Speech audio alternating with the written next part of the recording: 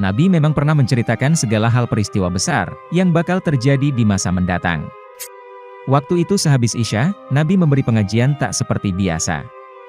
Isinya mengenai kejadian-kejadian penting yang akan terjadi di masa mendatang sampai hari kiamat. Tak ada seorang pemimpin pun di masa mendatang yang memimpin 300 orang atau lebih, kecuali aku diberitahukan nama dan ciri-cirinya, begitu mafhum Nabi. Seorang sahabat berkata, kami malam itu berkompetisi saling beradu hafalan tentang nubuah-nubuah Nabi itu. Kami tak sanggup menghafal semua nama-nama itu, mungkin karena nama-nama non-Arab dan lokasi kejadiannya yang futuristik. Misalnya Nabi menyebut kata Jerman, Hitler, Rusia, dan lain-lain. Hal itu terungkap di sebuah manuskrip kuno yang berisi tentang nubuah Nabi Muhammad terkait masa depan dunia. Manuskrip yang diduga merupakan kumpulan hadits misterius yang dihimpun oleh Abu Hurairah ini, hingga kini masih tersimpan di Turki. Diyakini bahwa, konon Nostradamus, peramal terkenal itu juga telah mencontek sebagian nubuah hadits ini, sehingga ia bisa mempunyai ramalan-ramalan yang benar-benar terjadi. Abu Hurairah pernah mengatakan, aku menghafal dari Nabi 2 bejana ilmu. Untuk 1 bejana, sudah saya sampaikan kepada kalian. Untuk bejana yang kedua, andai saya sampaikan kepada kalian, maka kepalaku akan dipenggal. Dalam riwayat lain, orang-orang mengkritik Abu Hurairah, kamu terlalu banyak menyampaikan hadits. Lalu Abu Hurairah mengatakan, andai aku sampaikan semua yang pernah aku dengar dari Nabi, tentu kalian akan melempariku dan kalian tidak akan mendebatku. Berhubung Abu Hurairah sudah meninggal, mari kita lihat apa yang disembunyikan.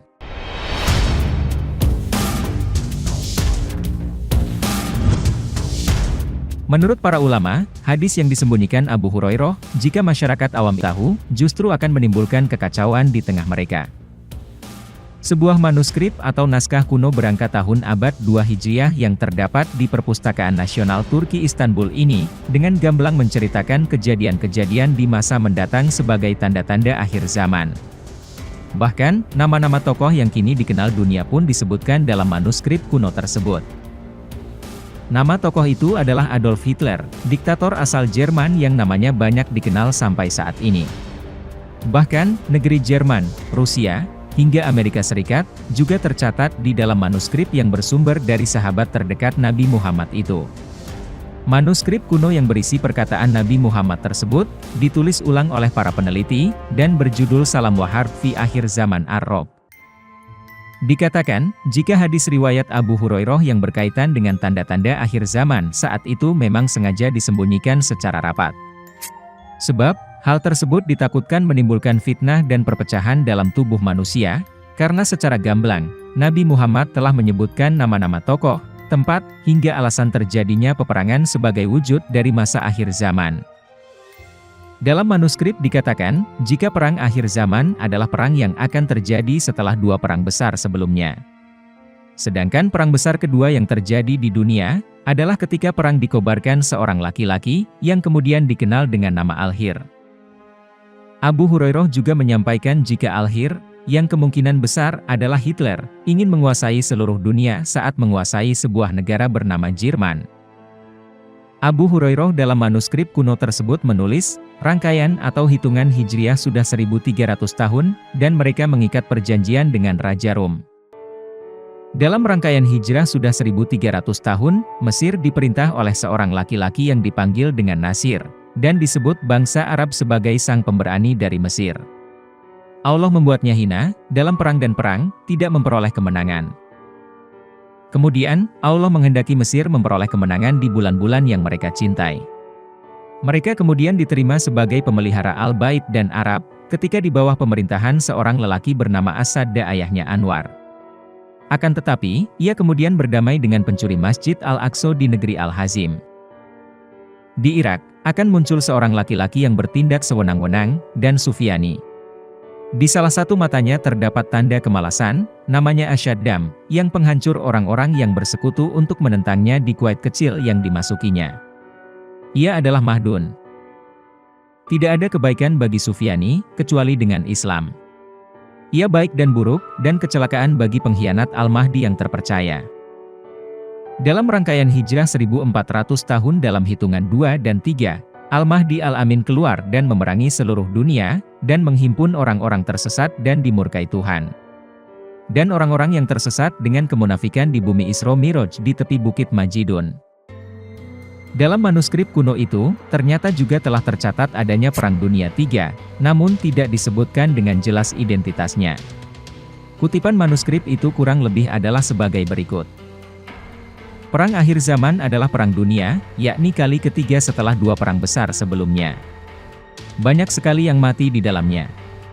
Perang dikobarkan oleh seorang laki-laki yang merupakan kucing besar di negeri gelas dan mahkota di kepala. Sementara perang kedua, dikobarkan oleh seorang laki-laki yang nama panggilannya adalah Tuan Besar, dan seluruh dunia memanggilnya Al-Hir. Abu Hurairah pun berkata, dalam rangkaian hijrah setelah 1500 tahun, mereka mengikat perjanjian, yang di situ Raja Rum melihat, bahwa perang semesta dunia pasti terjadi. Allah menghendaki terjadinya perang, dan waktu berjalan tanpa perjanjian dan perjanjian. Lalu berkuasalah seorang laki-laki dari negeri Jerman yang bernama Al-Hir.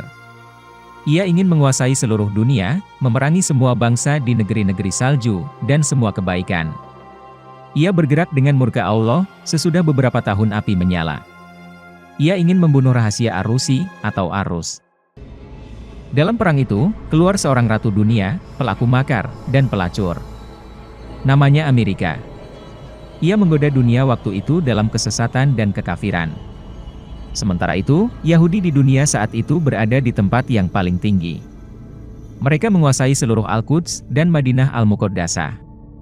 Di tanah Isra dan Miraj, terjadi perang dunia, yang di situ Al-Mahdi memberi peringatan kepada orang-orang kafir, bila mereka tidak mau keluar. Maka orang-orang kafir dunia berkumpul, untuk memerangi Al-Mahdi dalam pasukan sangat besar, yang belum pernah dilihat sebelumnya. Dalam kelompok kekuatan Yahudi Al-Hazar dan Bani Israel, masih terdapat pasukan lain yang tidak diketahui jumlahnya. Al-Mahdi melihat, bahwa siksa Allah sangat mengerikan, dan bahwa janji Allah benar-benar telah datang, dan tidak diakhirkan lagi. Kemudian Allah melempari mereka dengan lemparan yang dahsyat. Bumi, lautan, dan langit terbakar untuk mereka, dan langit menurunkan hujan yang sangat buruk. Seluruh penduduk bumi mengutuk orang kafir dunia, dan Allah mengizinkan lenyapnya seluruh orang kafir di perang Dajjal, dan orang di negeri Syam, dan kejahatan. Sejumlah riwayat Abu Hurairah itu, merupakan peristiwa yang terjadi pada abad ke-20 dan seterusnya. Kata-kata yang tercatat di dalamnya, asing bagi orang-orang Arab saat itu, seperti Al-Hir dan Jerman, yang kemudian dimaknai sebagai Hitler dan Jerman. Selanjutnya, kata Ar-Rusi, yang kemudian dikenal sebagai Rusia, dan Amerika yaitu Amerika. Dalam paragraf ini, nama-nama tokoh di dalamnya tidak tercatat dengan jelas, lantaran teks di datanya terhapus. Namun, jika coba ditelaah dan dimaknai, nama-nama tersebut kemungkinan adalah sebagai berikut. Kemungkinan pertama, adalah Presiden Rusia Vladimir Putin. Keterkaitan nama Putin sebagai salah satu pencetus Perang Dunia III ini, lantaran keterkaitan Putin dengan kucing besar, atau macan, dan harimau sangat kental. Dia dikenal sebagai seorang pemburu, yang sangat piawai dalam menaklukkan macan maupun harimau. Bahkan, dia juga memiliki peliharaan si Raja Rimba itu. Lantas, benarkah Putin menjadi salah satu nama pencetus Perang Dunia III yang juga menjadi perang akhir zaman? Kemungkinan selanjutnya, adalah pemimpin di negara-negara besar yang kemudian dijuluki sebagai macannya dunia. Sebagaimana kita ketahui, Amerika Serikat dan Uni Soviet, tercatat sebagai negara superpower pasca berakhirnya Perang Dunia Kedua. Kedua negara ini pun dikatakan sebagai The World Tigers, alias macan dunia. Namun, Uni Soviet runtuh pada awal tahun 90-an, dan membuat dunia hanya memiliki satu macan dunia, yaitu Amerika Serikat. Selain itu, beberapa negara seperti Cina hingga Rusia, juga sudah mulai bersiap untuk menjadi negara superpower dalam beberapa tahun ke depan. Lantas, mungkinkah salah satu pemimpin dari negara-negara besar itu akan menjadi pencetus Perang Dunia III? Selanjutnya, pemaknaan terkait negeri kaca, berdasarkan bukti arkeologi, keberadaan kaca pertama ditemukan di Mesopotamia atau Irak kuno. Namun, sejarawan Romawi kuno Pliny menyampaikan, jika pegangan Venesia telah membuat gelas pertama di Suriah pada tahun 5000 sebelum Masehi. Jadi, kemungkinan negeri kaca yang tercatat dalam manuskrip tersebut adalah Suriah. Ramalan dan prediksi Perang Dunia Ketiga sudah mulai terlihat jelas dengan konflik negara Islam di Suriah dan gejolak di Timur Tengah. Negara-negara sekutu Barat yang tergabung dalam NATO dinilai menjadi ancaman nyata dan berbahaya. Berita dalam tabloid Moskovsky Komsomolets, sebuah media tersohor di Rusia menulis bahwa konflik Suriah memungkinkan memicu konfrontasi militer antara Amerika dan Rusia. Jika hal itu terjadi, Perang Dunia Ketiga kian dekat. Bukan hal yang mustahil, bila Perang Dunia Ketiga menjadi tanda perang akhir zaman.